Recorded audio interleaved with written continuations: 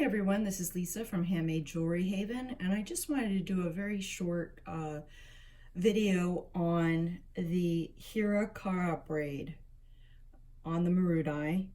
I did my beading class today, my Marudai class, and I learned this braid, and it's really beautiful. I'm loving the way it's turning out, and I'll show you some pictures of it later.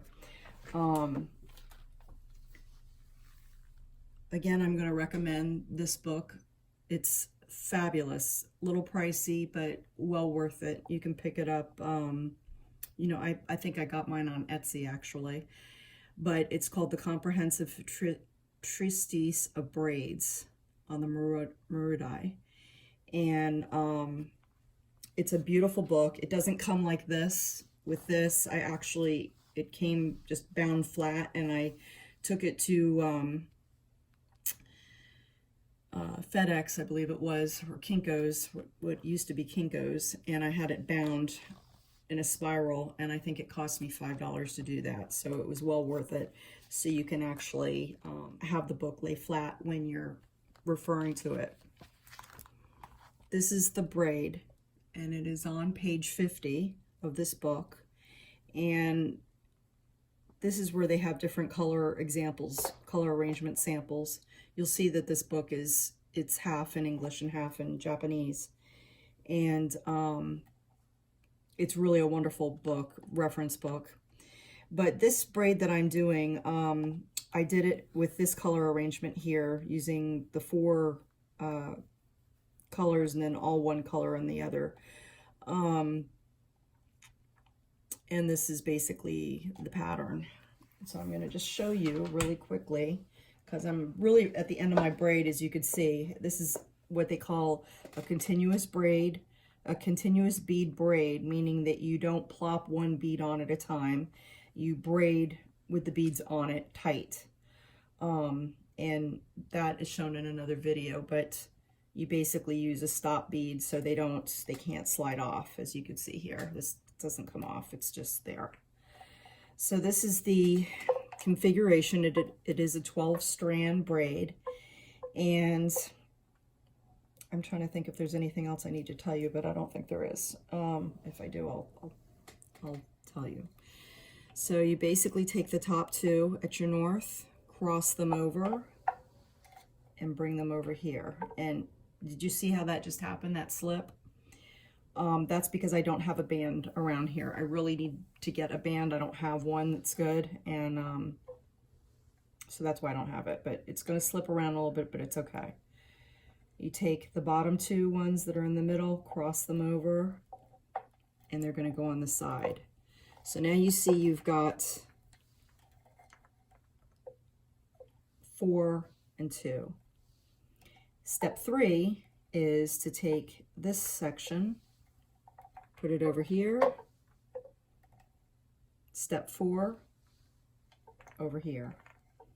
So you basically ended up with your 4, 4, 2, and 2, just like you started in the arrangement right here. Okay. So I'm just going to go a little bit more rapidly. I just need about an inch more.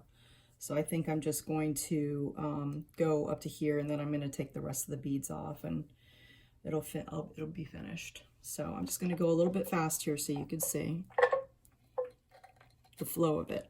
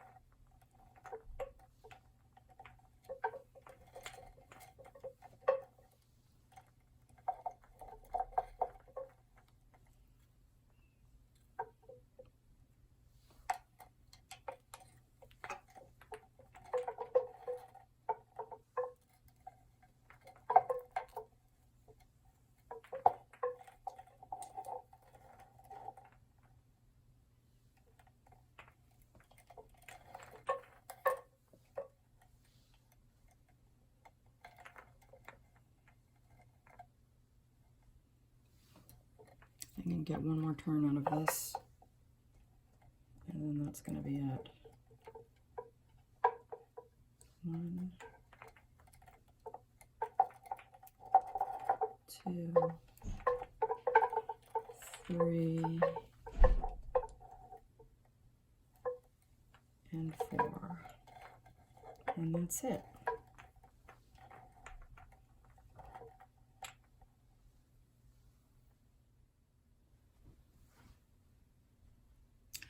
Okay, so I've taken off the beads, and I just have the remaining cords.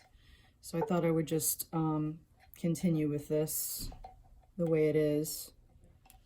I'm just going to be doing the nub, the little nubbin at the end, which you all know what that is, if you've been doing any sort of kumihimoing at all.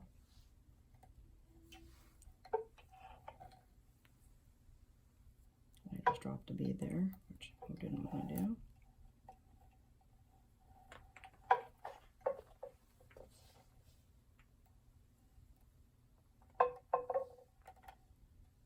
Oops, this is exactly what I did not want to do.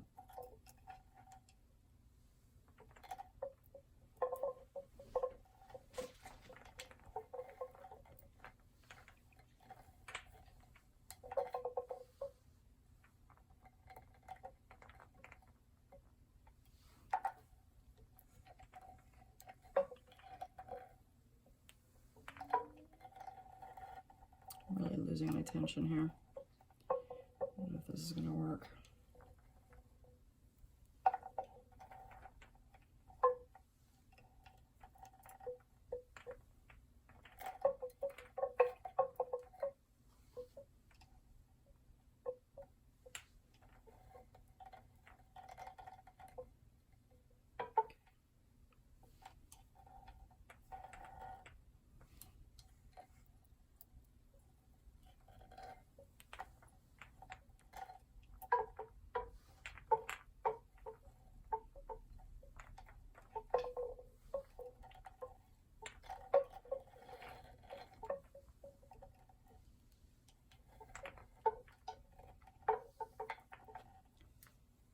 You see my beads here? It's got a stop bead. I'm just moving them down. Hopefully this thing is not going to come apart on me. Okay, so this is 1,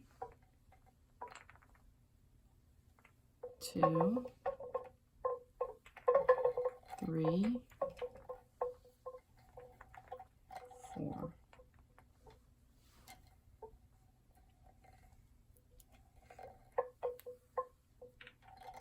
1,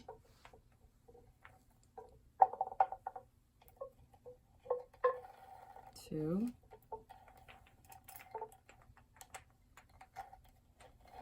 3, 4. See how I try and like keep all my movements very gracefully? 1. And when I move this here, I move this up.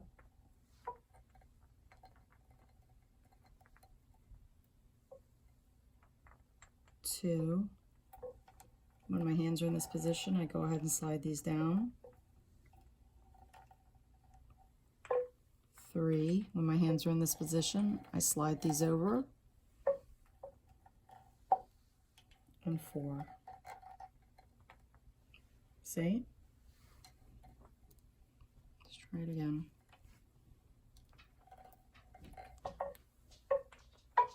1, 2, 3,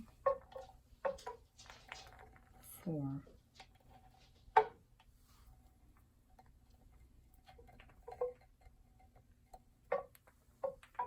1,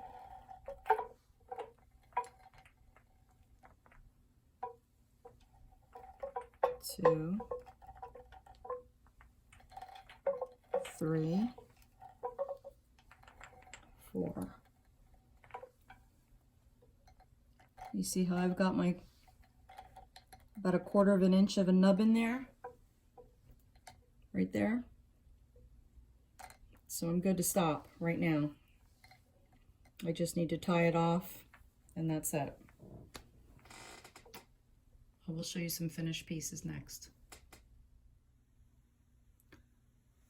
Okay, so this is how it had ended up.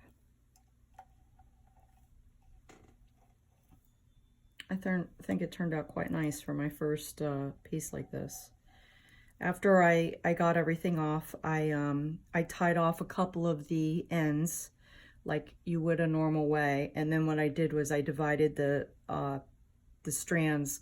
Since there were 12 strands, I divided 6 and 6 on either side, and then I just tied those off in a big knot. So that's what that ended up with. And of course the other side is the where the loop was. But at the very end of this, you were supposed to kind of massage it a little bit and kind of mush it into place.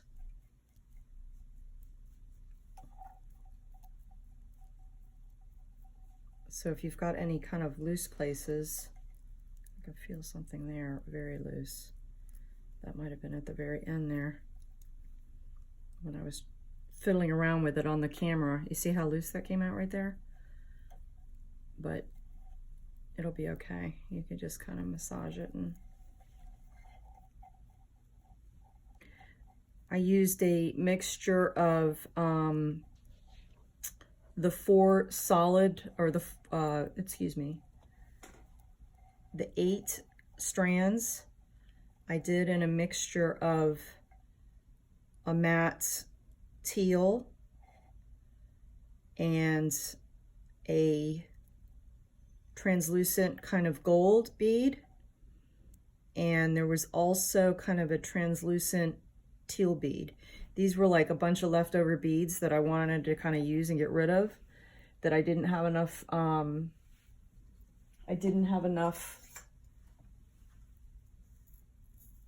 of the beads to make, you know, a piece by themselves. So I just blended them together, some pretty beads. So this made up 8 strands, eight of the 12, okay, this combination. And I just strung them sporadically. And then the 4 were kind of like a pearlized seed bead. So that was really it. I just wanted to show you that. And as soon as I get this necklace put together, I'll show you how it turned out. But this is your Hira Kara braid. This is the classic Hira Kara braid, 12 strand. If you like this video, please hit like and subscribe, and I would love to have some comments too. I like to hear either way what you have to say. If you'd like to see more of these videos, let me know. And please go check out the website, handmadejewelryhaven.com, and I'll see you soon.